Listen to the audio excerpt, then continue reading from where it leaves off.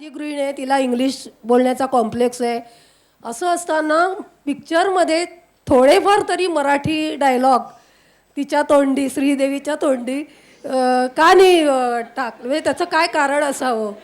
किंवा तिची जी family members आहेत, म्हणजे सासूबाई सोडल्या, म्हणजे सुलभाताई देशपांडे सोडल्या, तर तिचे मिस्टर आणि तिची मुलं तर ठीक आहेत, ती कॉन्व्हेंटमध्ये शिकतायत वगैरे. तर घरात सुद्धा वावरताना तिच्या तोंडी एकही म्हणजे मराठी डायलॉग, हे मला जरा थोडंसं खटकलं. कारण त्याला एवढा मोठा म्हणजे रिस्पॉन्स मिळालेला आहे, तर आपलं मराठी डायलॉगसुद्धा सगळे जगभर पण गेले असते असं मला वाटतं. तर त्याचं काय कारण असावं ते जरा प्लीज. ह्याला नक्कीच एक चांगला प्रश्न आहे. कारण ह्याला उत्तर म्हणजे माझं पहिल्यापासून क्लिअर होतं. कारण श्रीदेवी सारखी ॲक्ट्रेस जी मी घेतली, तिच्यात कुठेतरी आपण जरी वाहत गेलो स्टोरीमध्ये आणि आपण बिलीव्ह केलं की ही शशी गोडबोले, पण तिच्या तोंडून मराठी ऐकणं जरा जास्तीच too much of away from reality झालं असतं. ते कदाचित उलटं हसले असते माझ्या, कारण तिचा तो ॲक्सेंट मराठी शब्दांवर व्यवस्थित नसता पडला. आपण जसं बोलतो तसं तिला किती म्हणजे प्रॅक्टिस करूनही पण ते असं अननॅचरल वाटलं असतं, आणि ते मला अवॉइड करायचं होतं. ॲक्च्युली मी 2-4 शॉट्स घेतले पण होते, ती अगं बाई गं वगैरे असं काहीतरी केलं, पण ते कुठेतरी फिट नव्हतं होत. आणि कुठेतरी मग ते लगेच खटकतं की अरे, मग आपण पिक्चरच्या बाहेर येतो त्या 2 मिनिटासाठी की हे बरोबर नाही वाटत. आणि ते अवॉइड करण्यासाठी म्हणून मी, आणि तुला ती भाषा चांगली माहिती आहे, त्यामुळे जर हो, तुलाच खटकत असेल, मलाच जर खटकतंय तर म्हणजे कुठेतरी चूक आहे, म्हणून मी ते अवॉइड केलं.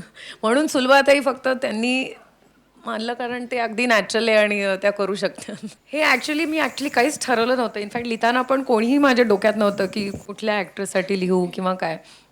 मी उलटं जेव्हा लिहिताना आईचंच स्वरूप थोडंफार होतं की ती ह्या सिच्युएशनमध्ये कशी रिॲक्ट करेल किंवा काय, त्याप्रमाणे मग मी सीन लिहायचे. तो एक रेफरन्स पॉईंट होता. ॲक्ट्रेस कोणीच नव्हती डोक्यात. पण जेव्हा लिहून झालं तेव्हा हे ॲक्च्युली फार एक कोइन्सिडन्स झाला. काहीच प्लॅन नव्हतं केलं.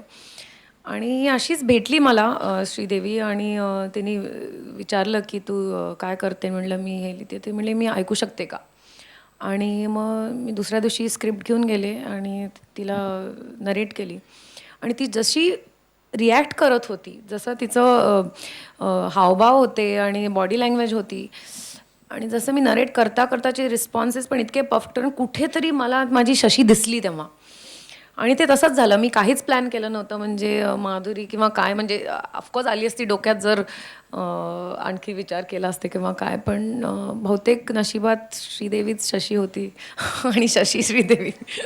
आणि तिने जितकं सुंदरपणे निभावलं तो रोल, मी आता तर इमॅजिनच नाही करू शकत की कोणी अजून करू शकलं असतं. कारण तिच्यात जो इनोसन्स आहे ना, तो कोणात नाही. म्हणजे कुठेतरी एक खूप काम केल्याचं कधी कधी एक वेगळंच तेज असतं लोकांचं, म्हणजे त्या वयात, आणि तिचं पण ते तिच्यात नाही आहे. ती अजूनही अशी होती की मी पहिल्यांदाच काम करते किंवा काय, आणि त्या वयात मी म्हणते, म्हणजे सोनाली या कॉन्व्हर्सेशनमध्ये नाहीच आहे, कारण आपण वेगळ्याच एज ब्रॅकेटचं बोलतो आहे. आणि ती पण 2 मुलींची आई, जे टीनेजर्स आहेत, त्याही एक्सपिरियन्सनी कुठेतरी तिला हे.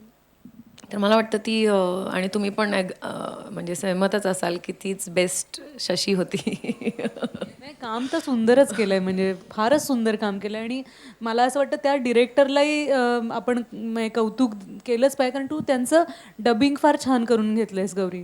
कारण श्रीदेवीजींचा आवाज नेहमीच म्हणजे त्यांचं कमजोरी नाही म्हणता येणार, पण थोडा एक प्रश्नचिन्ह उभं राहिलेलं होतं कायमच त्यांच्या सिनेमांमध्ये, की डबिंग कुणीतरी दुसऱ्यांनी केलं होतं, किंवा त्यांनी जर केलं असेल तर ते कधीतरी श्रील वाटतं, कधीतरी असं वाटतं अरे दिग्दर्शकांनी जरा लक्ष द्यायला हवं होतं. तर हे इंग्लिश बघताना जाणवतं की तू डबिंग स्टुडिओत प्रत्येक वेळेला प्रत्येक शॉटला त्यांच्याबरोबर होतीस आणि तू करेक्ट करून घेतलंयस त्यांच्याकडनं.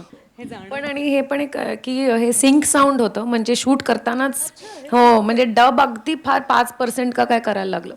पण हे जे तू आवाजाचं त्यांचं बोलतेस, ते माझ्याही डोक्यात होतं. आणि हे आम्ही दोघींनी चर्चा करूनच, कारण मला दुसरीकडे कुठेही लोकांचं लक्ष नाही जावं असं होतं, की स्क्रिप्टकडे आणि त्या कॅरेक्टरकडे जावं. म्हणूनच मराठी पण तिला नाही बोलायला दिलं.